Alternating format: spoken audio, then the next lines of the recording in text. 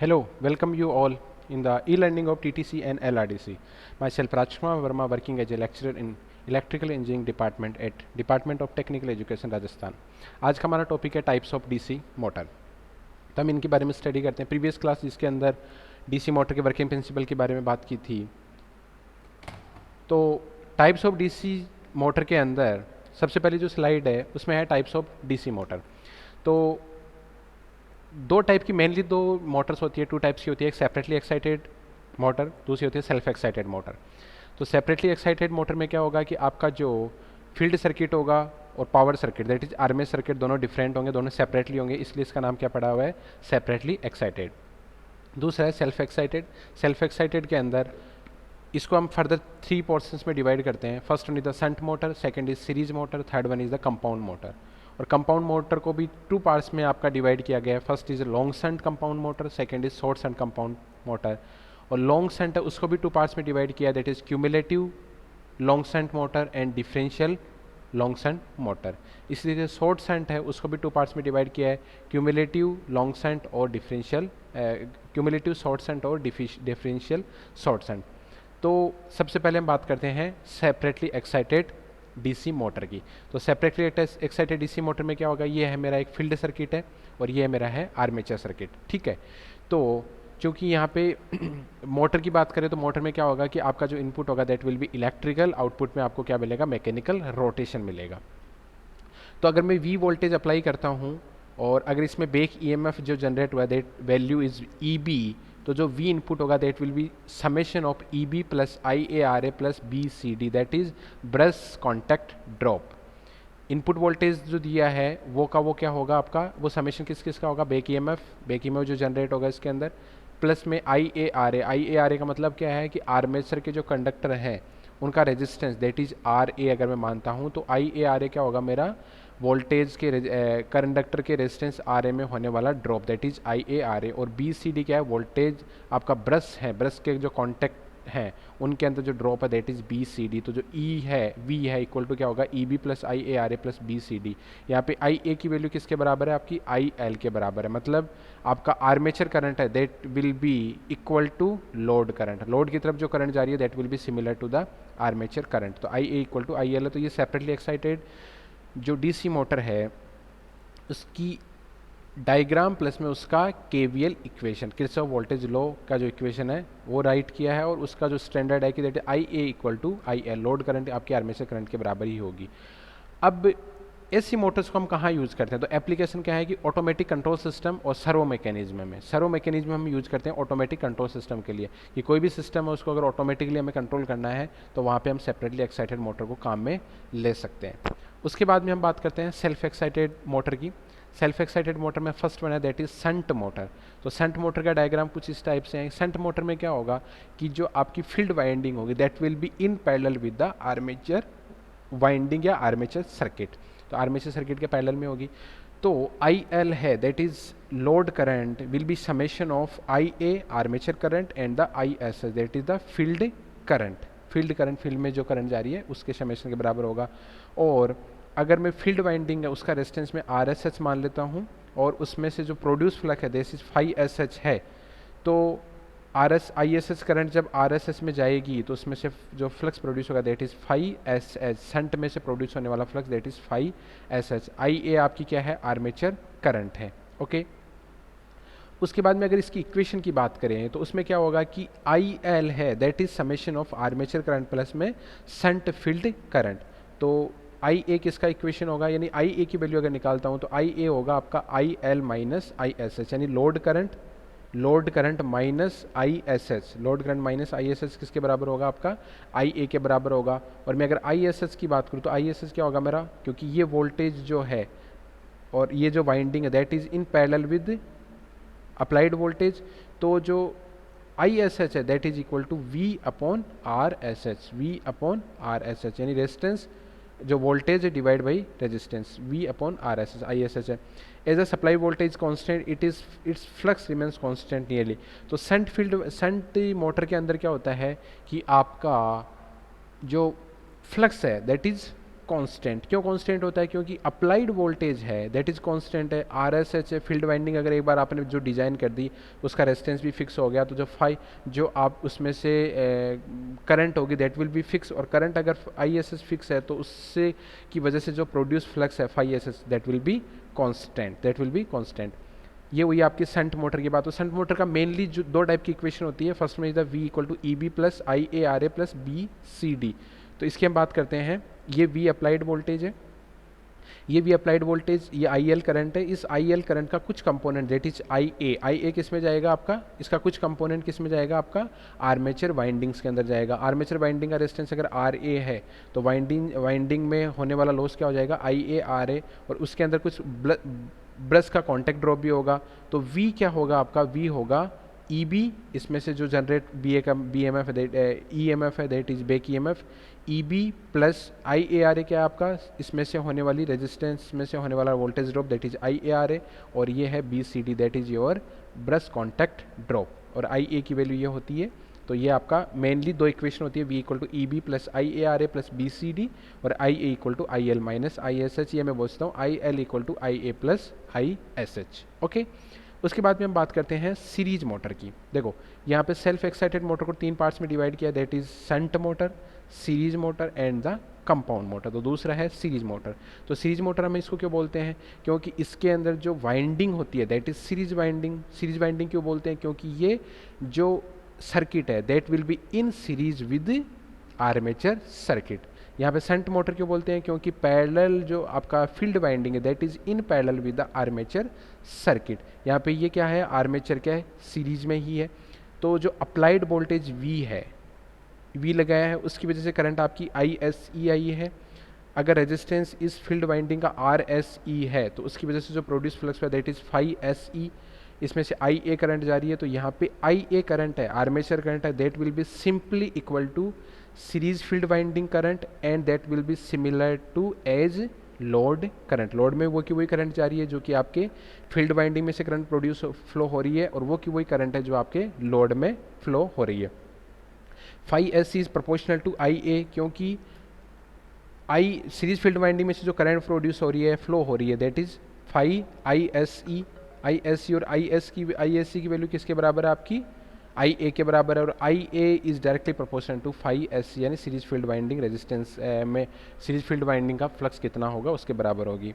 अब हम बात करते हैं इसके आउटपुट वोल्टेज की। आउटपुट वोल्टेज का बैक ईएमएफ से क्या रिलेशन है, V आपका इनपुट वोल्टेज है, EB क्या है आपका बैक ईएमएफ है जो कि इसके अंदर क्या हुआ है, प्रोड्यूस हुआ है, plus IA into RA plus RSE, क्योंकि यहाँ पे दो टाइप के रेजिस्टेंस है। First one is your armature resistance, second one is your series field winding resistance. तो टोटल रेजिस्टेंस कितना हो जाएगा, RA plus RSE। RA plus RSE आपका टोटल रेजिस्टेंस है, उसमें से अगर मल्टीप्लाई कर दिया आपने IA से तो IA into RA plus RSE plus BCD, brush contact drop. Brush contact drop, तो जो V input voltage that will be summation of EB plus IARA plus IARSC plus BCD। FISE is directly proportional to IA। फिर हम बात करते हैं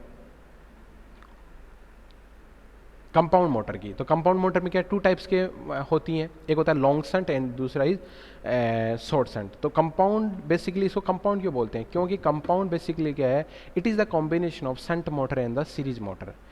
इस particular motor के अंदर दो टाइप की आपकी मोटर्स प्रेजेंट होगी, एक तो शंट मोटर होगी और दूसरी होगी आपकी सीरीज मोटर। तो इसलिए हम इसको क्या बोलते हैं, कंपाउंड मोटर बोलते हैं। तो लॉन्ग शंट के अंदर क्या होगा कि ये आपकी शंट फील्ड वाइंडिंग है, और जो सीरीज फील्ड वाइंडिंग होगी, series field winding that will be in series with armature circuit, that will be in series with the armature circuit long shunt के अंदर। ठीक है, तो लॉन्ग शंट के अंदर ये होगा। तो यहाँ पे क्या होगा कि IL है that will be summation of IA plus ISH। IL का कुछ पोर्शन आपका आर्मेचर में चला जाएगा, कुछ पोर्शन आपका शंट फील्ड वाइंडिंग में चला जाएगा। तो जो अप्लाइड वोल्टेज V है that will be summation of EB plus IA, इसमें से करंट जा रही है, और ड्रॉप क्या होगा RA प्लस RSC, मतलब इसके अंदर होने वाला ड्रॉप आर्मेचर कंडक्टर्स के रेजिस्टेंस में होने वाला वोल्टेज ड्रॉप, और RSC क्या है सीरीज फील्ड वाइंडिंग के अंदर होने वाला रेजिस्टेंस ड्रॉप। तो EB plus IA into RA plus RSC plus BCD that is brush contact drop, ये आपका फाइनल क्या हो जाएगा, ईएमएफ इक्वेशन, ठीक है।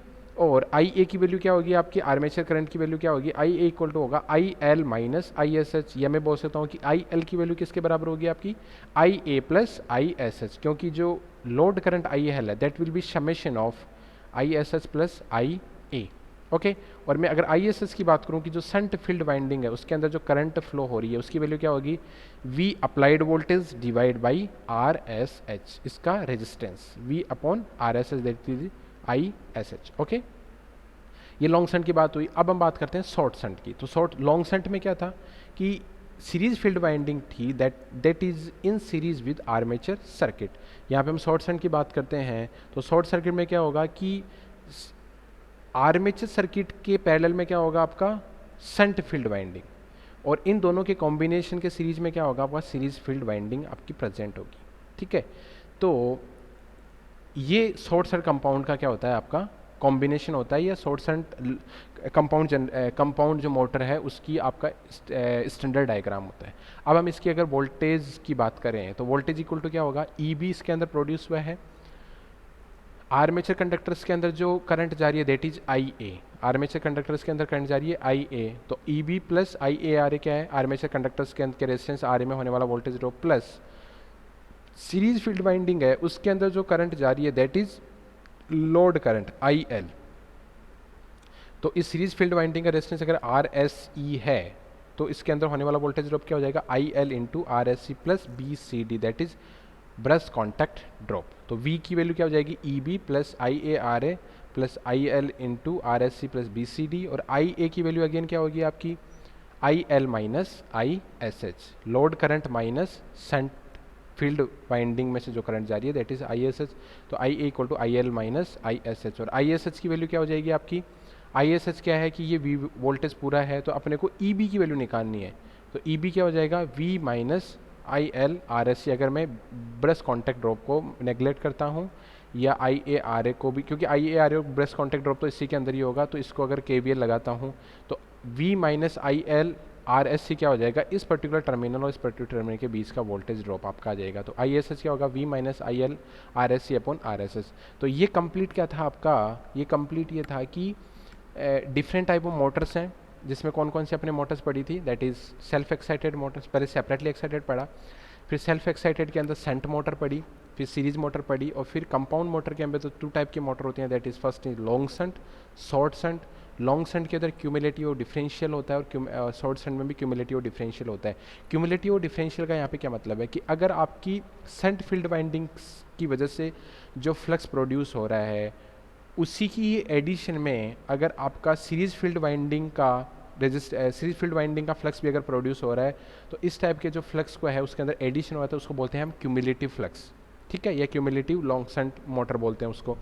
और अगर सीरीज फील्ड वाइंडिंग और शंट फील्ड वाइंडिंग की वजह से जो प्रोड्यूस फ्लक्स हो रहा है, अगर दोनों एक दूसरे की डायरेक्शन एक दूसरे को अपोजिट है, एक दूसरे को काउंटर कर रही है, एक दूसरे के को अलग अलग यानी एक दूसरे की अलग अलग डायरेक्शन में है, तो इस टाइप के जो मोटर्स होंगे that will be called as the differential long shunt motors. इसी तरह शॉर्ट शंट में भी होता है, शॉर्ट शंट में भी क्यूमुलेटिव और डिफरेंशियल सेम वो का वही कॉन्सेप्ट है कि दोनों अगर सीरीज फील्ड वाइंडिंग और शंट फील्ड वाइंडिंग का जो फ्लक्स है अगर एडिशन नेचर का है यानी दोनों ऐड कर रही है, दोनों एक ही डायरेक्शन में, that will be known as the cumulative and second is the differential, okay.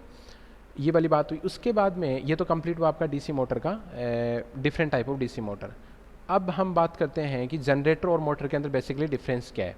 Main जो डिफरेंस है कि जनरेटर के अंदर आपका इनपुट क्या होता है, मैकेनिकल एनर्जी होती है, आउटपुट क्या होता है, इलेक्ट्रिकल एनर्जी होती है।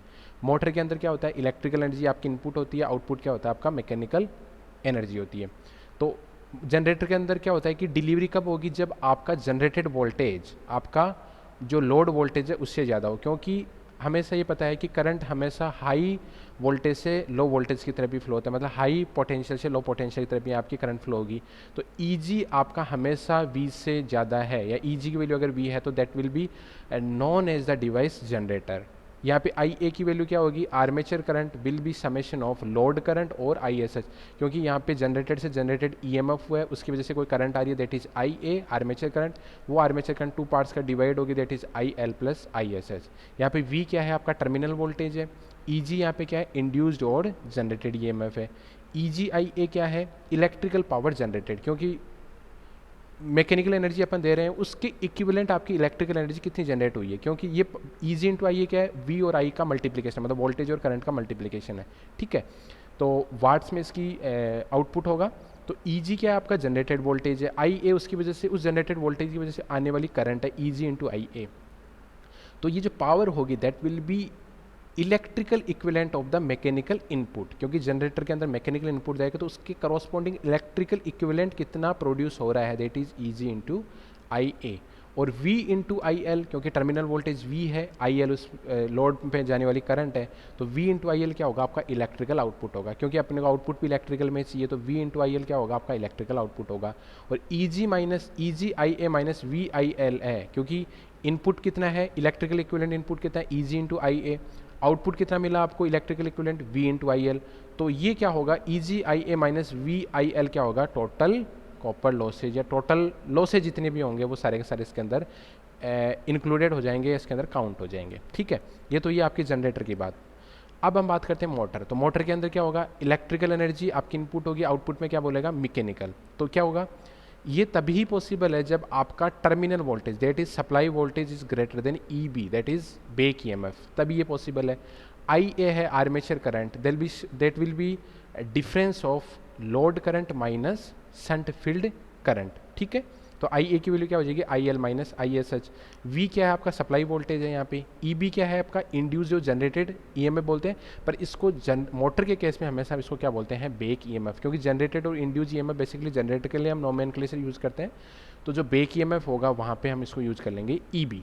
तो EB इंटू IA क्या है आपका, ये है कि आउटपुट हमें क्या चाहिए, मैकेनिकल, क्योंकि मोटर के केस की बात कर रहे हैं, तो उस मैकेनिकल आउटपुट जो जनरेट है उसका इलेक्ट्रिकल इक्विवेलेंट कितना है, that is EB into IA। तो electrical equivalent of mechanical power develop, mechanical power कितनी डेवलप्ड हुई है, उसका इलेक्ट्रिकल इक्विवेलेंट कितना है, that is EB into IA, क्योंकि यहाँ पे बैक EMF फाइनली जनरेट हुआ EB, यहाँ पे करंट है दैट इज IA, तो EB इंटू IA क्या है, electrical equivalent of mechanical power developed. और VIL क्या है, electrical input, V into IL क्या है, आपका इलेक्ट्रिकल इनपुट है।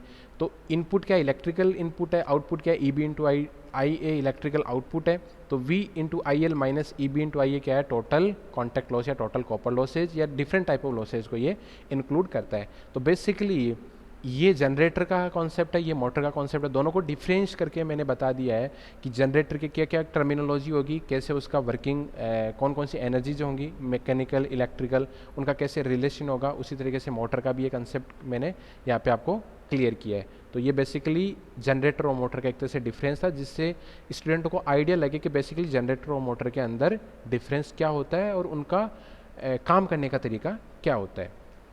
Thank you very much.